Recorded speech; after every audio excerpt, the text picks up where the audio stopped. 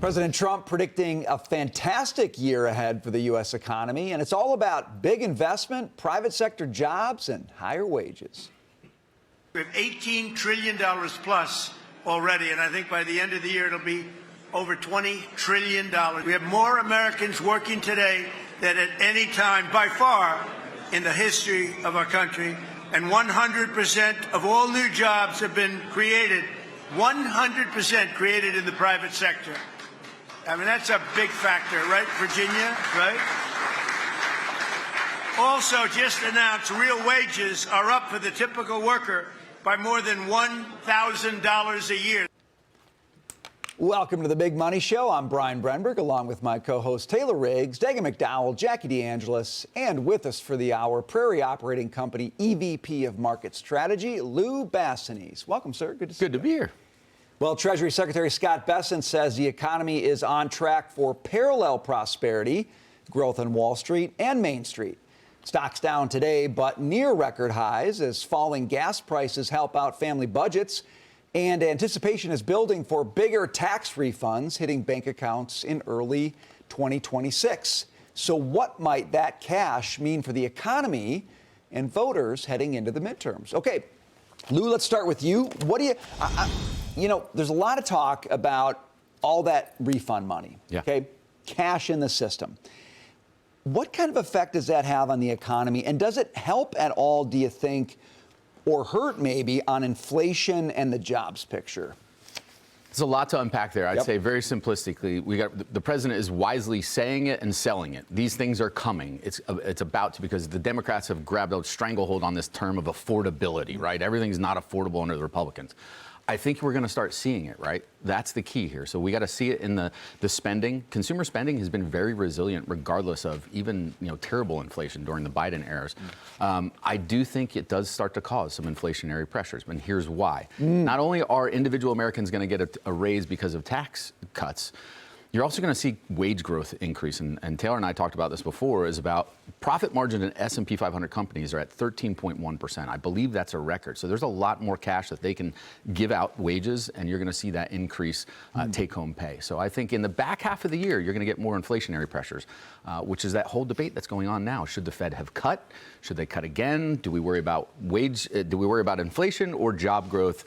I think it's both. First is jobs, second is inflation. Gosh, Jackie, if Lou's right about that. No. Okay, now you think he's not right. Okay, so Taylor. No, go to Jackie. Taylor wants it. Okay.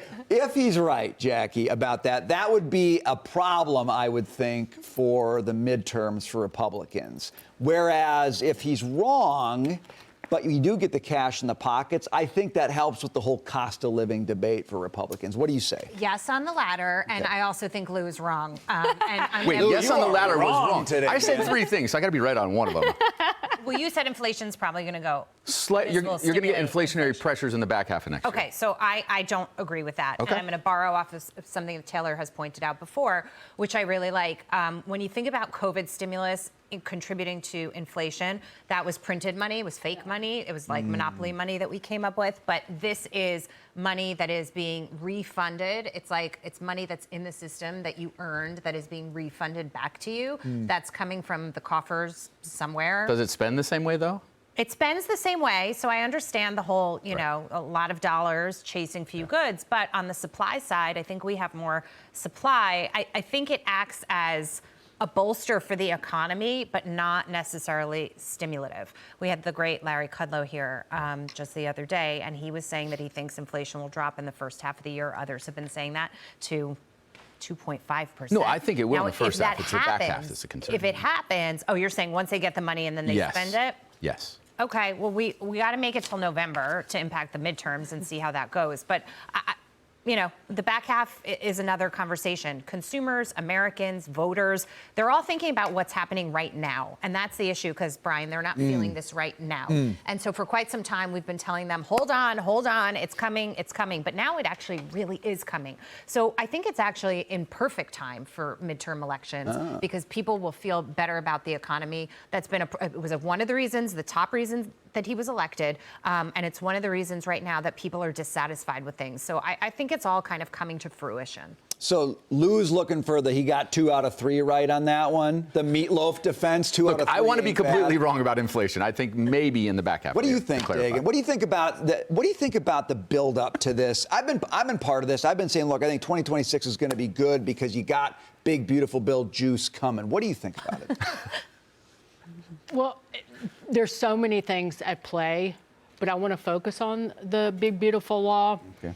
And all the Republicans have to do is say, not one Democrat wanted you to keep $2,000 in your own money. Every single Democrat running up, people in the House running for re-election, that guy, that girl voted for you to pay $2,000 more a year in taxes. That girl voted for you to get hit with an alternative minimum tax, voted for you to face an exceedingly complicated tax code. That person voted for you to have to pay taxes on your tips and taxes on your Social Security. That $1,000 you got, as much as I don't like it, they wanted to take that away from you. That's what every single Democrat in the House and the Senate voted for. That is what they believe in.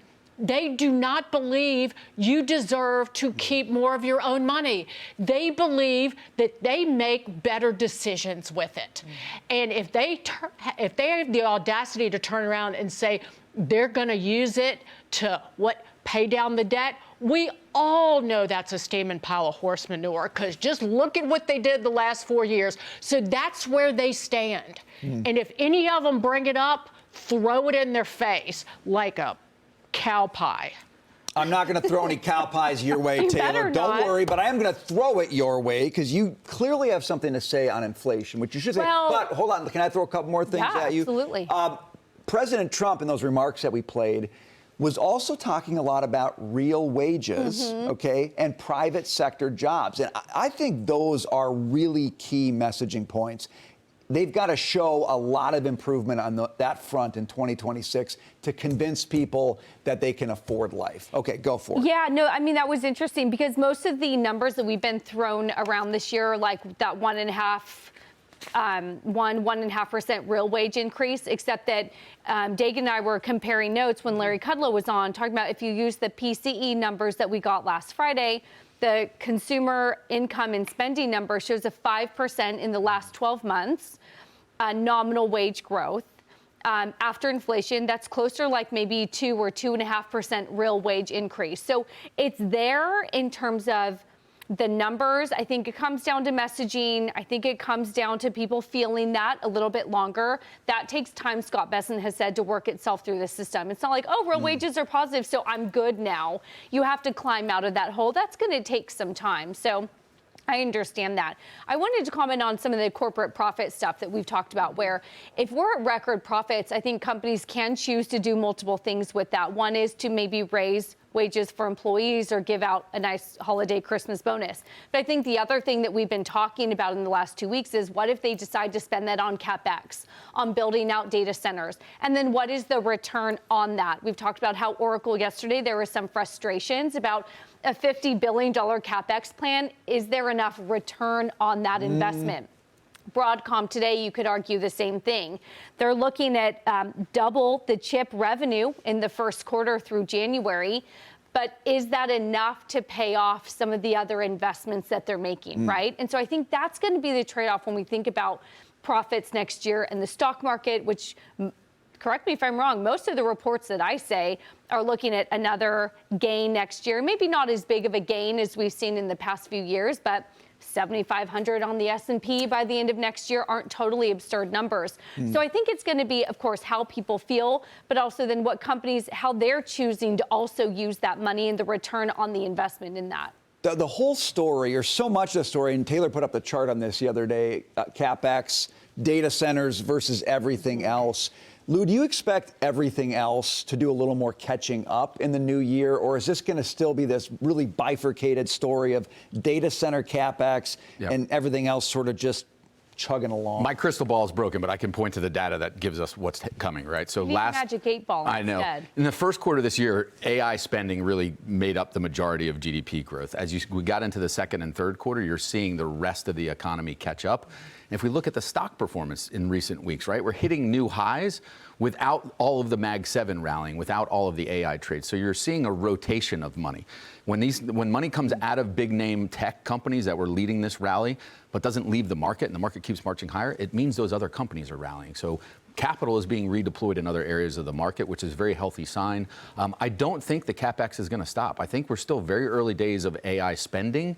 You're starting to see some delays. That's natural. I think the key question is there an equilibrium of compute? And what I mean by that, is there a certain amount of compute that we have where we can do everything we need? I would argue no, we'll never get there because we'll keep thinking of new ways. But we're trying to figure out how many data centers do we need? Where's the real demand? Is it just for these OpenAI, ChatGPT, or is it for real solutions and businesses? I'd point to a company like Lemonade, which is an insurance company, right? Boring industry. Yeah. It's taken the oldest, most boring industry and turned those lemons into lemonade by using AI. They're growing revenue, customers, premiums, double and triple digits, and their headcounts are going down. So that's a practical use and business solution of AI versus us jumping into GPT and trying to be more productive. Well, they're everywhere. Yeah. You just don't see them. But one thing that the way people feel and the way people will feel next year when they go to the ballot box is not inextricably linked to the stock market. Agreed. And so they might be diverging even more. Like people could feel much better about the economy, and the market could be puttering along. Yeah. Because looking at the Russell 2000, would you say it was at an all-time high the other day? But 40% of the companies in the Russell have Still no earnings unprofitable. at all. Yeah, 20% of those are biotech, so you wouldn't expect them to. But you're right. But 40%, so it's more than just biotech Yeah. in the Russell. So I think it's you bring not up a driven good- by earnings. It's driven by euphoria. America needs a seat at the bottom line, right? It's not is gas down, is this line item, it is do I have more money at the end of the month than I did a couple months ago? That feeling is going to dictate how the midterms go, in my opinion. Taylor, what are you looking at today? I would do a pop quiz, but I don't want to embarrass anyone or call anyone out on this program. Oh, you can ask me. It's about weed, isn't it? Well, hold on. I have a great pun planned. What stocks are getting high today, Dagan? You think that's No a great one, fun? no laugh. I laughed. Dagan, come on, work with me a No, little, I'm girl. looking at these stocks. I'm the director But of again, dad jokes. That is like, not a good one. 30%. These are like 20%. Yeah, I know, but they're like $1.50, $2 stocks. So Come it doesn't take a lot for them. Hey, I'm up 41 cents. And that's a 37% Chronos up gain. a quarter today. Well, I have fundamental news for all you little naysayers out there. There are some reports floating out there that Trump is going to be loosening up the federal restrictions on marijuana, looking at potentially reclassifying marijuana as Schedule 3 instead of Schedule 1. That takes it out of the category that drugs like heroin are in, for example, and puts it down in a category more for pain medication. So again, looser restrictions, the stocks go higher, Dagan. Can I say, all right, people, it bothers me that there is a broad loosening still. There's a whole issue with a lot of these companies, state by state. But there is a loosening of regulations on cannabis, THC, marijuana, because it causes psychosis and triggers schizophrenia in young people. And schizophrenia is a disease that is essentially untreatable. And it is a lifelong disorder. And if you look at the data, and it's hardcore scientific data on use of cannabis and THC among young people, if you have one psychotic episode, that you have a greater chance of developing a psychotic disorder like schizophrenia, more so than using LSD, mushrooms, any hallucinogens, THC is number one, or cannabis. And it's astonishing that we're going in the wrong direction on cannabis in these companies. I agree 1,000%, and I'll just add that also part of it was supposed to be to legalize it so that you could tax it, but there are so many of these illegal shops that are popping up everywhere, so they can't even control it in that way.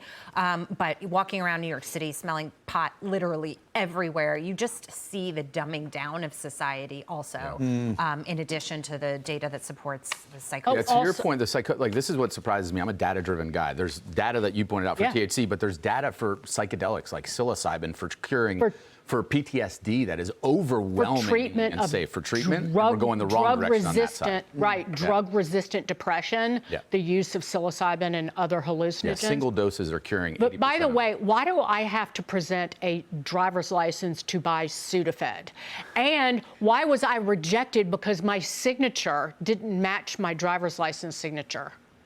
Why is that? I'm not cooking meth in my kitchen in my apartment. Imagine if they did that when you tried to vote. Oh, I know. Okay. That was from downtown, guys, Taylor.